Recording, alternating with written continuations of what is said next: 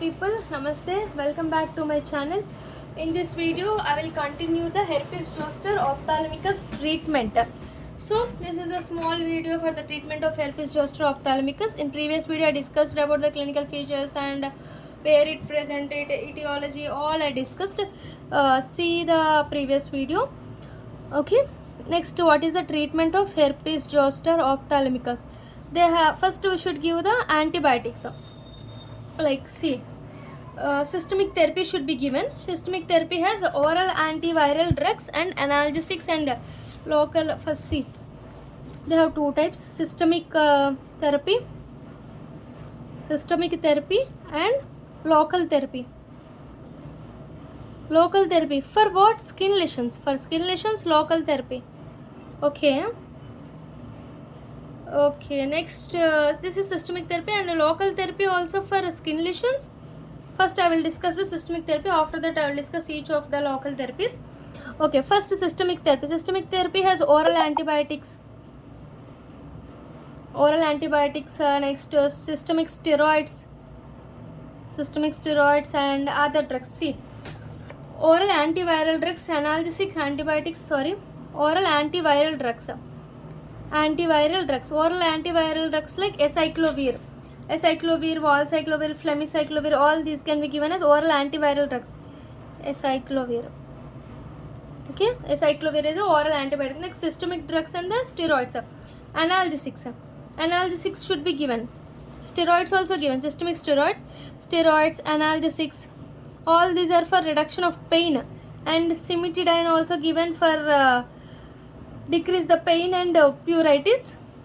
Pain and pruritus,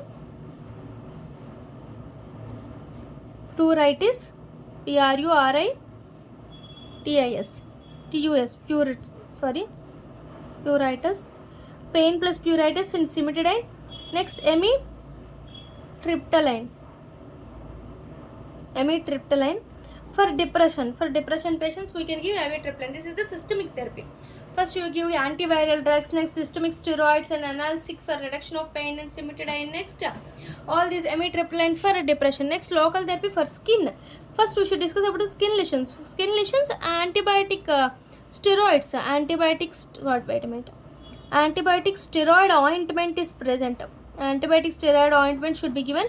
Next, avoid, this is important point, avoid calamine lotion. Why should avoid the calamine lotion? Because it leads to increase the crust formation, promotes crust formation, so we should avoid the calamine lotion. Next, for ocular lesions, local therapy, for skin lesions and ocular lesions. For ocular lesions, for zoster keratitis, all this topical steroid, same. Steroid eye drops, acyclovir, all these given. Steroid eye drops,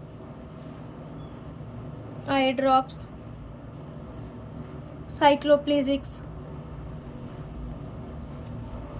Next, acyclovir treatment also for ophthalmic cases.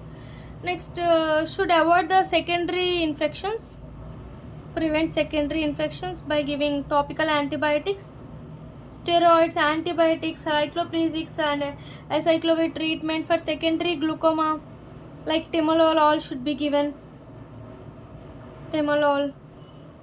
For plaque formation, in that case plaque formation, we can give acetylcysteine and lubricants, eye drops, all these lubricant artificial eye drops should be given. Okay, next we should know the surgery treatment. Surgery treatment is lateral torsography for neuroplastic corneal ulcer and amniotic membrane transplantation for non-healing or conjunctival. Okay, amniotic transplantation. Next, tissue adhesives like bandage, all these can be given. Keratoplasty is also done for high risk patients. Keratoplasty done for high risk patients. Okay, this is the treatment. Now we can discuss a summary. See, this is only for ocular. Okay, We should given for zoster all these acyclovir ointment, steroid eye drops, antibiotics. All these can be given for secondary infections. Topical antibiotics. All these have acyclovir ointment and eye drops and steroid eye drops. Cycloplastics can be given. For oral systemic means oral antiviral drugs be given.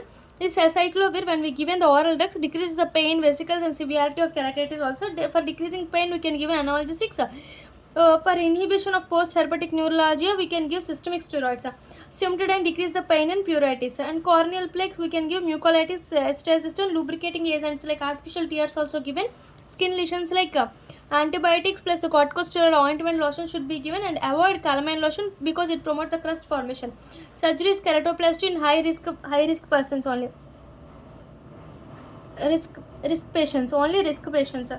And corneal perforations for tissue adhesion given AMT, amniotic membrane transplantation, lateral torsography for neuropathic corneal ulcers. We should treat for the herpetic virus ophthalmicus, herpetic zoster ophthalmicus. Thank you. Please subscribe my channel and please support us. Thank you.